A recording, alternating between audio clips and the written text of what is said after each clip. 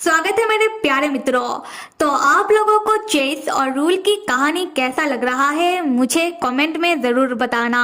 और मैंने पहले भी कहा था कि ये कहानी मिस्ट्री और सस्पेंस से भरा हुआ है, तो इस कहानी को समझने के लिए आप लोगों को पूरी कहानी सुनना होगा। तो फिर चलो अभी हम रूल और चेस की कहानी को आगे बढ़ाते हैं। रूल और चेस खाना खाने बैठते हैं, जहाँ रूल कह रहा होता है कि वाओ, रोस्टेड चिकन और वाइट वाइन अगर क्रिसमस के दिनों पर मिल जाए तो मजा आ जाए। मैं बहुत दिनों से ऐसा कुछ खाना खाना चाह रहा था। पर हम चेस को देखते हैं, चेस को ये खाना पसंद नहीं आता। चेस कहता है कि ये कैसा आधा पका हुआ और आधा कच्चा खाना है, मैं ऐसा खाना नहीं खाऊंगा। फिर चेस रोज़ेली से कहता है कि रोज़ेली जाओ, जाकर शेफ को बुला लेकर आओ और शेफ से कहो कि वो मेरे लिए प्रॉपर पका हुआ खाना बना कर दे। तब रोज़ेली बताती है कि आज का खाना तो रोज़ेली ने बनाया है। ये सुनकर चेस कहता है कि किसके परमिशन से? हाँ, रूल कहता है कि मेरे, क्योंकि रोज़ेली के अलावा घर में जितने भी नौकर चाकर थे सब क्रिसमस के लिए अपने अपने घर चले गए। तब चेस को याद आता है कि हाँ भाई, चेस ने तो अपना सारा प्रॉपर्टी रूल के नाम पर कर दिया, तो अब तो किसी को चेस का परमिशन का जरूरत है ही नहीं। अगर किसी को कुछ भी करना होगा वो सब तो रूल का ही परमिशन लेंगे। रूल कहता है कि चेस खाना खा लो, खाना वाकई में अच्छा बना है। पर चेस खाना नहीं खाता, चेस उठकर जाने लगता है, ये कहते हुए कि ऐसा खाना खाकर मुझे अपना पेट नहीं बिगाड़ना। और हाँ रोज़ेली, तुम एक काम करो कि तुम 2 ब्रेड का पीस और चाय मेरे कमरे में भिजवा दो, मैं आज यही खा लूंगा। फिर चेस जाने लगता है और ये देखकर रोज़ेली को बहुत बुरा लगता है, क्योंकि रोज़ेली ने बहुत ही प्यार से खाना बनाया था और उसके मास्टर ने ही नहीं खाया। खैर, जब चेस अपने कमरे की ओर जा रहा होता है तब रूल भी बिना खाए उठकर चेस के पीछे पीछे जाने लगता है। तब चेस पूछता है कि तुम मेरे पीछे क्यों आ रहे हो? तुम्हें तो खाना बहुत पसंद आया था, तो तुमने खाना क्यों नहीं खाया?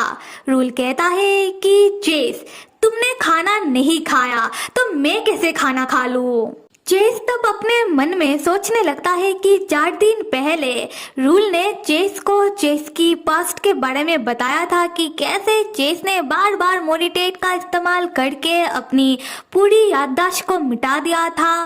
फिर चेस सोचने लगता है कि इन दिनों में कुछ भी नहीं बदल रहा, जैसे कि ये बुद्धू मेट रोज़ेली ये अपने काम पर स्टूपिडिटी किए जा रही है और ये आदमी रूल।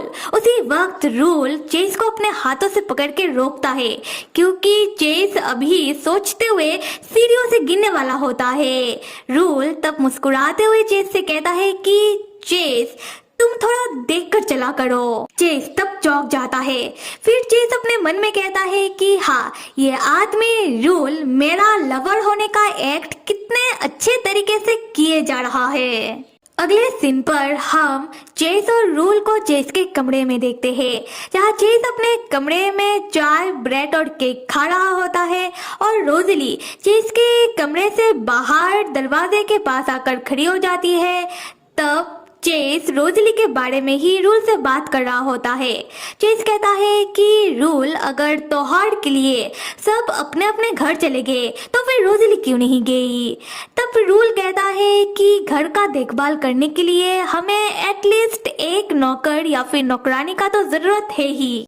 तब चेस कहता है कि रोज़ेली ही क्यों, क्या वो कभी अपने घर नहीं जाती? तब रूल कहता है कि मुझे नहीं पता, पर अगर कोई एम्प्लॉय त्योहार के दिन पर भी अपना काम कर रहा होता है तो उसे बोनस मिलता है, उसे एक्स्ट्रा पैसा मिलता है। ये सुनकर चेस कहता है कि एक तो इस लड़की को ठीक से अपना काम करना नहीं आता, ऊपर से ये लड़की पैसों की कितनी लालची है। और ये सारी बातें रोज़ेली चेस के कमरे के बाहर से सुन रही होती है। खैर, रूल यहाँ चेस को समझाता हुआ कहता है कि चेस, तुम रोज़ेली के साथ इतनी बुरी तरीके से पेश क्यों आ रहे हो? देखो, किसी जरूरतमंद के बारे में ऐसी बातें नहीं कहना चाहिए। चेस कहता है कि मैं गलत क्या कह रहा हूँ, मैं लॉजिकली कह रहा हूँ। देखो, अगर हम किसी एम्प्लॉय को रखते हैं तो उसे हम पैसा भी तो देते हैं, तो उसे अपना काम सही से करना आना चाहिए, वरना क्या फायदा।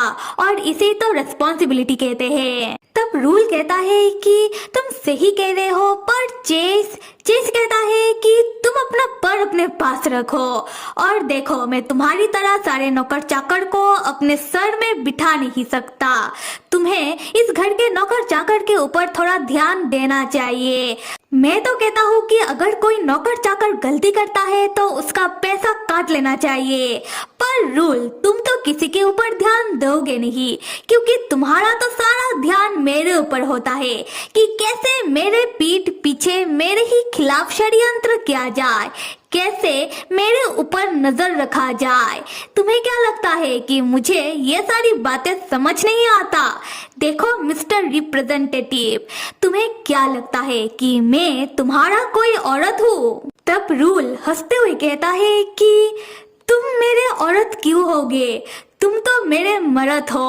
और ये सुनकर तो चेस का बोलती बंद हो जाती है। फिर रूल चेस का हाथ पकड़ के उसके हाथों में किस करता हुआ कहता है कि और मैं तुम्हारा वफादार और आज्ञाकारी नौकर हूँ, जो इस दुनिया में सिर्फ तुम्हारे लिए आया है, जो अपनी पूरी जिंदगी सिर्फ तुम्हारे साथ बिताना चाहता है। तब चेस कहता है कि रूल, तुम फिलहाल तो आज्ञाकारी कम और कमीने ज्यादा लग रहे हो। देखो कैसे तुम्हारे शक्ल से ही कमीनापन झलक रहा है। रूल तब फिर से चेस के हाथों में किस करता हुआ पूछता है कि क्या चेस तुम्हें ये पसंद नहीं आया? चेस तब एक हल्का सा स्माइल देता है और गुस्से में अपना हाथ हटा देता है। फिर अपने कमरे से बाहर की ओर जाने लगता है, मन में सोचते हुए कि ये बंदा क्या जताना चाहता है। ऐसा दिखा रहा है कि इसे मेरे लिए हमदर्दी है। उसके बाद चेस अपने मन में सोचने लगता है कि कुछ दिनों पहले रूल मुझे जो मेरा पास्ट बता रहा था, उसके उस कहानी में ऐसा लग रहा था कि जैसे मैं पहले उसके लिए दीवाना था। मैं उसको रोकने के लिए ऊपर से छलांग लगा दिया। मैं उसे सबक सिखाने के लिए अपनी बची कुची यादों को भी पूरी तरीके से मिटा दिया, जैसे कि वही मेरी पूरी दुनिया हो। रूल, तुम मेरे साथ कौन सा सस्ता खेल खेल रहे हो, समझ नहीं आ रहा। तब चेस को याद आता है कि रूल जब चेस को चेस का पास्ट बता रहा होता है, तब एक समय रूल बहुत ही हंस हंस के कह रहा होता है कि चेस, क्या तुम्हें पता है कि तुम मेरे लिए अपना जान देने वाले थे? पर फिक्र की कोई बात नहीं, क्योंकि मुझे विश्वास है कि ऐसा तुम इसलिए कर रहे थे क्योंकि तुम सिर्फ मेरे बारे में सोच रहे थे। और ये याद आने के बाद चेस को और गुस्सा आता है। चेस मन में कहता है कि ऐसा लग रहा था कि उस समय रूल मेरा मजाक उड़ा रहा था। तब रूल चेस के पीछे दौड़ता हुआ आता है और चेस का हाथ पकड़ के चेस को रोकता हुआ पूछता है कि चेस, तुम गुस्से में क्यों हो? अगर तुम मुझे नहीं बताओगे तो मुझे कैसे समझ आएगा? चेस तब रूल की ओर देखकर मन ही मन सोचने लगता है कि यही सही मौका है। रूल जब भी मुझसे बात करता है तब ऐसा लगता है कि रूल ये चाहता है कि मैं वो करूं जो वो चाहता है। रूल मुझसे ऐसे ट्रीट करता है जैसे कि मैं कोई नाजुक लड़की हूँ या फिर कोई छोटा बच्चा। रूल, तुमसे आजाद होने का बस यही एक रास्ता है कि मैं तुम्हारे खेल में तुम्हारे साथ खेलूं। चेस तब बिना कुछ कहे रूल के होठों में एक हल्का सा किस करता है, फिर वहां से जाने लगता है, जो देखकर रूल चौंक जाता है, साथ में शर्माने लगता है। फिर घबराता हुआ चेस से पूछने लगता है कि चेस, तुमने अचानक ये क्या किया? चेस कहता है कि तुम्हें जवाब देना मैं जरूरी नहीं समझता।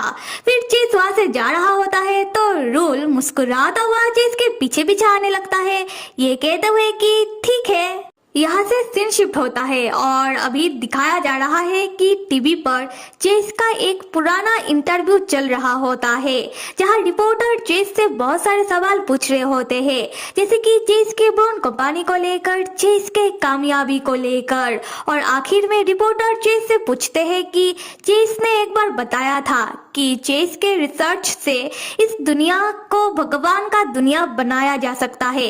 इस बारे में चेस अभी क्या कहना चाहता है?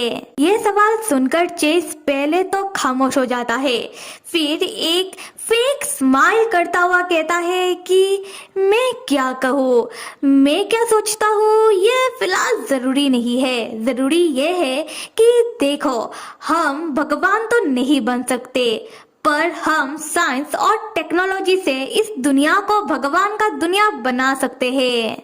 जब भी किसी के साथ कोई भी हादसा होता है तब लोग क्या कहते हैं? तब लोग कहते हैं कि ये तो भगवान का मर्जी है, पर हम साइंस और टेक्नोलॉजी से भगवान के उस मर्जी को ठीक कर सकते हैं। हम साइंस और टेक्नोलॉजी से हमारे जीवन को और बेहतर बना सकते हैं।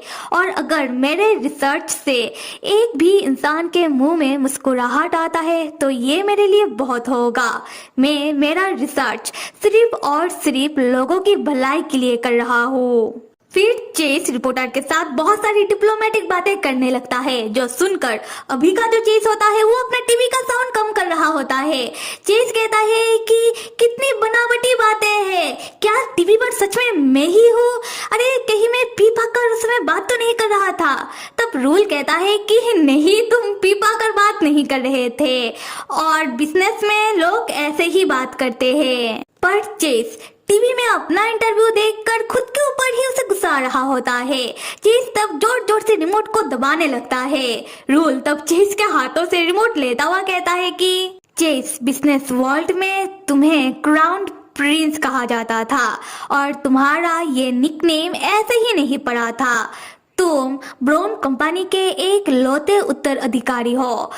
तुम हैंडसम हो, रिच हो, साथ में जीनियस हो, और साथ ही साथ तुम बहुत ही दयालु भी हो, और ये सब तुम्हें एक रियल प्रिंस बनाता है। और ये सुनकर तो चेस बहुत ही अजीब नजरों से रूल को घूरने लगता है। रूल कहता है कि अरे ऐसा लोगों का मानना है। चेस तब अजीब तरीके से मुस्कुराते हुए कहता है कि पर अभी तो मैं कुछ भी नहीं हूँ। अचानक मैं एक कमजोर बेचारा आदमी जो बन गया। यह सुनकर रूल को समझ नहीं आ रहा होता कि रूल क्या कहे। खैर रूल तब चेस को बताने लगता है कि अभी का जो हालात है उसमें उन लोगों ने न्यूज रिपोर्टर वालों को बताकर रखा है कि खतरनाक गैंग चेस के पीछे पड़ने के कारण चेस को खतरा है, इसलिए चेस अभी उन लोगों से छुप गया है। फिर रूल चेस से कहता है कि चेस सब तुम्हारा वापस आने का इंतजार कर रहे हैं। फिर रूल टीवी का साउंड फिर से बढ़ा देता है। तब टीवी में दिखाया जा रहा होता है कि जवान, बूढ़े और बच्चे सब चेस का सही सलामत होने का दुआ कर रहे होते हैं। सब एक ही बात कह रहे होते हैं कि चेस अभी जहाँ पर भी हो वो सही सलामत हो और चेस सही सलामत वापस चला आए। और सब उन खतरनाक गैंग को गालियां दे रहे होते हैं जिन लोगों ने होटल में ब्लास्ट करवाया, जिन लोगों के कारण अभी चेस के माता पिता दुनिया में नहीं रहे और जिन लोगों के कारण अभी चेस को छुपना पड़ रहा है। सब पुलिस से मांग कर रहे होते हैं कि पुलिस वाले किसी भी तरह उन खतरनाक गैंग को पकड़ ले। तब टीवी में दो अनाथालय के बच्चों को दिखाया जाता है जो मुस्कुराते हुए अपने चेस भैया को शुक्रिया कह रहे होते हैं उन लोगों के लिए हमेशा ही तोहफा भेजने के लिए। फिर वो बच्चे लोग चेस से कहते हैं कि चेस भैया आप जल्दी से वापस आ जाओ। ये सब देखने के बाद चेस रूल से कहता है कि टीवी बंद करो और तुम मुझे ये सब दिखा क्यों रहे हो, और ये जो अनाथ आश्रम में डोनेशन वगैरह दे रहे हो ये सब टैक्स बचाने के लिए है ना। रूल तब एटीट्यूड के साथ कहता है कि क्या फर्क पड़ता है, तुम्हारा काम तो हो रहा है ना, तो तुम इस बात से मतलब रखो और तुम किसी को नुकसान तो नहीं पहुंचा रहे हो। तो जब तक तुम किसी को नुकसान नहीं पहुंचा रहे हो तब तक तुम जो भी कर रहे हो वो सब सही है। रूल की बात सुनकर चेस अपने मन में सोचने लगता है कि जब जब मैं रूल से बात करता हूँ ऐसा लगता है कि हर बार मैं किसी डिफरेंट पर्सन से बात कर रहा हूँ। कभी रूल कहता है कि मुझे रोजेली के बारे में ऐसा नहीं कहना चाहिए क्योंकि वो बेचारी जरूरतमंद है, तो कभी रूल कहता है कि क्या फर्क पड़ता है, मेरा काम तो हो रहा है तो मुझे उससे मतलब रखना चाहिए। कभी ऐसा लगता है कि रूल और मेरी सोच बिल्कुल सेम है, तो कभी बिल्कुल ऑपोजिट। उसके बाद चेस रूल से पूछ लेता है कि हे रूल, कहीं तुम्हें ट्विस्ट पर्सनैलिटी डिसऑर्डर तो नहीं है? तुम हर वक्त गिरगिट की तरह बदलते कैसे रहते हो? ये सुनकर पहले तो रूल चेस को घूरने लगता है, फिर वो हंसना शुरू कर देता है। ये देखकर चेस पूछता है कि हंस क्यों रहे हो? रूल कहता है कि नहीं, मैं तुम्हारे ऊपर नहीं हंस रहा। फिर भी वो हंसे जा रहा होता है। यहाँ से होता है सीन शिफ्ट और हम देखते हैं कि रोजेली घर में झाड़ू दे रही होती है। तब चेस रोजेली से बात कर रहा होता है। चेस बता रहा होता है कि चेस ने अभी अभी रूल से क्या सवाल पूछा। ये सुनकर रोजेली कहती है कि वाह मास्टर, आपने क्या उम्दा सवाल पूछा है, क्या आपको इसका जवाब मिल गया? तब चेस कहता है कि पता नहीं क्यों, पर मेरा सवाल सुनकर वो रूल तो हंसने लग गया। इसमें हंसने की क्या बात था? और मुझे ना रूल बहुत ही अजीब लगता है। हे रोजेली, तुम भी तो उस दिन कह रही थी कि तुम्हें भी रूल अजीब लगता है। तब रोजेली कहती है कि क्या मैंने ऐसा कहा था? कब मास्टर? ये सुनकर तब चेस को याद आता है कि अरे हाँ, रोजेली के ऊपर भी तो मोरिटेट का एक्सपेरिमेंट चल रहा है, तो इसके ऊपर भी तो साइड इफेक्ट हो रहा होगा, तो इसे याद नहीं होगा। तब चेस कहता है कि तुम्हें याद नहीं? खैर जाने दो, एक काम करो कि जाओ जाकर मेरे लिए खाना बना कर लेकर आओ। ये सुनकर रोजेली बहुत खुश होती है कि मास्टर उसके हाथ का खाना खाएंगे। रोजेली तब अपना झाड़ू चेस के हाथों में थमाकर खुश होते हुए किचन की ओर जाने लगती है। चेस तब खड़ा खड़ा झाड़ू को देखकर सोचने लगता है कि मैं इस झाड़ू का क्या करूं? क्या अब मुझे घर में झाड़ू मारना पड़ेगा? फिर चेस उस झाड़ू को साइड में फेंक देता है। चेस तब सोचने लगता है कि कुछ समय पहले चेस ने रोजेली को बहुत ही बुरी तरीके से डांट दिया था, जिससे रोजेली रोने लग गई। कुछ देर बाद रोजेली इस बात को भूल भी गई और मुस्कुराने लगी। चेस सोचता है कि अगर ये सिस्टम या फिर वो डिवाइस किसी खतरनाक इंसान के हाथ लग गया तब तो इस दुनिया का बैंड बच जाएगा, क्योंकि वो खतरनाक इंसान तब रोजेली जैसे भोले भाले इंसान के साथ कुछ भी कर सकता है। उसके बाद वो उसकी यादों को मिटा देगा, जिससे उसे कुछ याद भी नहीं रहेगा कि उसके साथ हुआ क्या था। फिर चेस सोचता है कि वो इतनी खतरनाक बातें सोच क्यों रहा है। खैर यहाँ से होता है सीन शिफ्ट और हम देखते हैं कि रूल चेस के कमरे में एक एल्बम लेकर आया है और चेस से कह रहा होता है कि चेस देखो, मुझे एक पुराना एल्बम मिला। तब चेस और रूल मिलकर उस एल्बम को देखने लगते हैं और उस एल्बम में सिर्फ रूल की बचपन की और उसकी माता पिता की फोटोज थी। तब चेस पूछता है कि रूल, तुमने इन सारी फोटोज को ऐसे क्यों रखा? तुमने इन सारी फोटोज को स्कैन करके लैपटॉप में सेव करके रखना चाहिए था। रूल कहता है कि हाँ, तुम सही कह रहे हो। फिर रूल बताता है कि इन सारी फोटोज को रूल के पिताजी ने खींची है, इसलिए ये सारी फोटोज ऐसे ही रह गई। चेस तब एल्बम में छोटे से 1 साल का रूल और उसका मॉम का फोटो देखता है। तब चेस रूल से पूछता है कि हे रूल, अभी तुम्हारे मॉम डैड किधर है? रूल तब बहुत ही उदास होता हुआ बताता है कि जब रूल 18 साल का था तब एक कार एक्सीडेंट में रूल के मॉम डैड दोनों ही एक साथ इस दुनिया से चल बसे। तब चेस पूछता है कि रूल का मॉम डैड का कार एक्सीडेंट कैसे हुआ था? ये सवाल सुनकर रूल थोड़ा सस्पिशियस एक्ट करता है। वो इस सवाल का कोई जवाब नहीं देता। तब रूल बातों को घुमा लेता है और अपने एल्बम में से अपना और चेस का एक बचपन का फोटो निकालकर चेस को दिखाने लगता है और चेस को बताने लगता है कि देखो चेस, ये हमारा फोटो है जब हम दोनों पहली बार मिले थे। रूल तब चेस को अपनी और चेस की फर्स्ट मुलाकात के बाद बताने लगता है कि उस समय वो दोनों बच्चे थे। रूल तब पहली बार किसी पार्टी में गया था और वो पार्टी था चेस के मेंशन पर, जहाँ सारे लोग बस चेस का इंतजार कर रहे थे। सब बस एक बार चेस से मिलना चाह रहे थे, चेस से बात करना चाह रहे थे, जहाँ सब चाह रहे थे कि चेस एक बार उनकी ओर देखे। चेस तब बहुत ही फेमस था, पर चेस तब देखता है रूल की ओर। चेस तब रूल से पूछने लगता है कि हे तुम सुनहरे बालों वाले लड़के, तुम्हारा नाम क्या है? रूल कहता है कि वो पल रूल के लिए सिंड्रेला की कहानी की तरह था कि कैसे एक प्रिंस की नजर सिंड्रेला की ओर पड़ती है। रूल खुद को यहाँ सिंड्रेला बता रहा होता है और चेस को उसका प्रिंस। ये बताते हुए रूल थोड़ा सा शर्माने लगता है और ये देखकर चेस लाइक व्हाट रूल, मुझे लगता है कि तुम कुछ ज्यादा ही रोमांटिक किताब पढ़ने लगे हो। रूल हंसते हुए कहता है कि तो फिर क्या हो गया। फिर रूल बताने लगता है कि रूल अपनी और चेस की फर्स्ट मुलाकात वाली याद को अपने जहन में हमेशा हमेशा के लिए कैद करके रखना चाहता है। रूल कहता है कि रूल को तो पता नहीं था कि उन दोनों का वो मुलाकात भविष्य में इतनी दूर तक आएगा। रूल कहता है कि रूल कभी भी अपनी यादों से उन दोनों की उन पलों को मिटाना नहीं चाहता।